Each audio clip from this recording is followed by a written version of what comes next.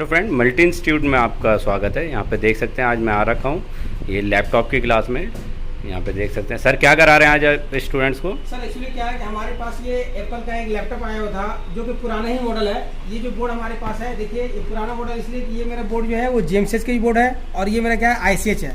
इसका मतलब ये निकलता है कि ये मेरा क्या हो गया एनबी हो गया और ये मेरा क्या हो गया एसबी हो गया। इट्स मीन्स एनबी मतलब नॉर्थ ब्रिज और ये आपका क्या हो गया सर, ये आपका साउथ ब्रिज हो गया। अब इसके अंदर प्रॉब्लम क्या है तो ये एप्पल का ही लैपटॉप है। इसमें प्रॉब्लम ये है कि किसी कस्टमर ने दिया कि सर ये लैपटॉप ऑन नहीं हो रहा है। इसका समथिंग मान लीजिए बहुत दिन से ये पड़ा हुआ था, मेरे पास लैपटॉप लेकर के आया। तो मैं आज अपने क्लास में ये बताने वाला हूँ